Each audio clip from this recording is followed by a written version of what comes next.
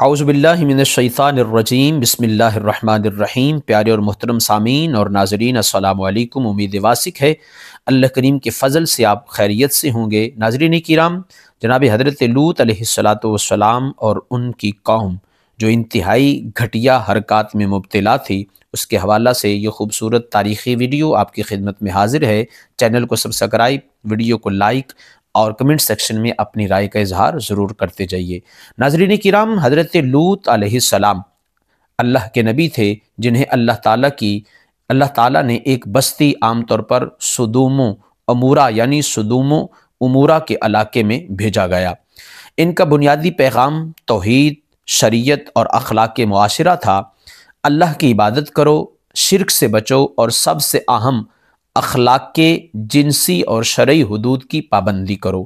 خاص طور پر لوط علیہ السلام نے اپنی قوم کو فحاشی، بے حیائی اور مردوں کے ساتھ جنسی امور جس کا قرآن میں واضح تنبیہ ہے، جناب حضرت لوط علیہ السلام نے اپنی قوم کو ان کاموں سے منع کیا، لیکن قوم جب نافرمان ہوئی تو پھر اللہ تعالیٰ نے ان پر ظلم و ستم کے پہاڑ بھی وہ گرائے۔ قوم لوط نے انبیاء کرام کی وعظات کو رد کیا، یعنی کہ انبیاء کرام جو تلقین فرماتے ان کو وہ رد کرتی اور منکرات میں حد سے گزرتے، مہمان نوازی کا ٹھکراؤ کرتے اور اعلانیہ بے راہ روی اختیار کیے ہوئے تھے۔ قرآن اور حدیث میں آیا ہے کہ وہ لوط کے رکوع نصیحت کو جھٹلانے کے ساتھ ساتھ ان مہمان فرشتوں جو اللہ کے علمات کے لیے آئے تھے، یعنی کہ اللہ کے علم بلند کیے ہوئے آئے تھے، ان پر بھی انہوں نے حملہ کرنے کی کوشش کی، یعنی اخلاقی سرکشی اور بد زبانی عروج پر تھی۔ لوط علیہ السلام نے کئی بار ان کو ماننے کی دعوت دی کہ حق مان لیجئے، مگر انہوں نے اس کو رد کیا۔ پھر اللہ تعالیٰ نے فیصلہ کیا کہ انہیں عذاب کے ذریعے عبرت دی جائے۔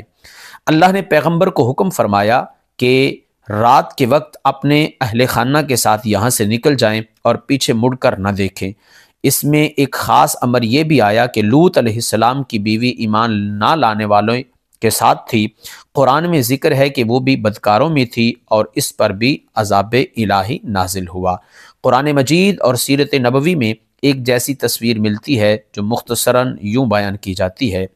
اللہ نے ان شہر بدکاروں پر شدید عذاب نازل کیا، ان پر آسمان سے سخت پتھر برسائے، حجارۃ من طین مسومہ۔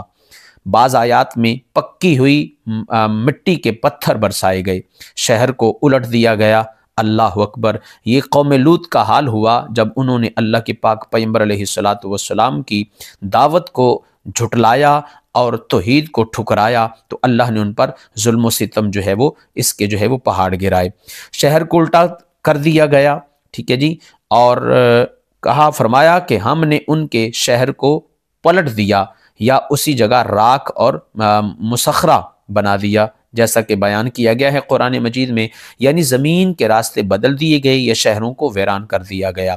صبح کے آنے سے پہلے انہوں نے اپنی بستی کو کھودتے، جلتے اور مند پل یعنی کہ تباہی میں دیکھا۔ بہت سی روایات میں یہ منظر کافی خوفناک اور مکمل صفحہ ہستی سے مٹ جانے والا بیان کیا گیا ہے۔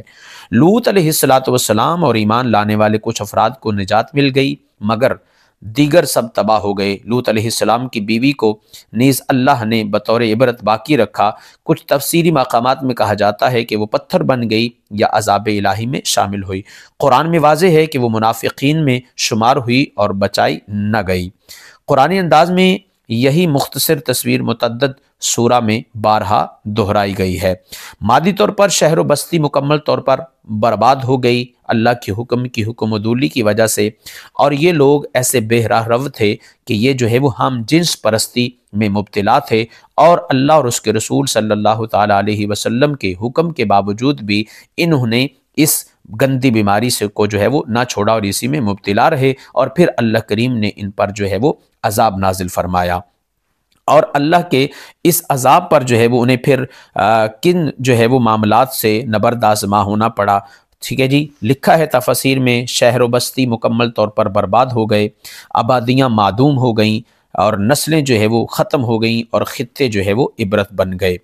مانوی طور پر یہ واقعہ انسانوں کے لیے ایک واضح عبرت جو ہے وہ قرار پایا کہ اللہ کے حکام کی کھلی نافرمانی، عادی بے حیائی اور ظلم و فحاشی کا انجام ہلاکت ہو سکتا ہے، اسلامی تعلیمات میں سے ایک انتباہ ابدی قرار دیا گیا ہے، تاکہ معاشرتی برائیاں جب عام ہو جائیں تو بربادی بھی اسی میں اسی راہ پر جو ہے وہ اسی میں بربادی بھی آ سکتی ہے۔ ناظرین کرام، جب نافرمانی عام ہو تو فوری توبہ اور اجتماعی اصلاح ضروری ہے، ورنہ نتائج خطرناک ہو سکتے ہیں۔ مہمان کا احترام اور انصاف کا دائرہ معاشرے کی بقا کے لیے لازم ہے، اور نبیوں کی نصیحتوں کو نظر انداز کرنے کا برا انجام تاریخ نے دکھا دیا ہے۔ اللہ کریم ہمیں حضور کی تعلیمات اور قرآن مقدس کی مقدس آیات پر عمل کرنے والا بنائے، آمین یا رب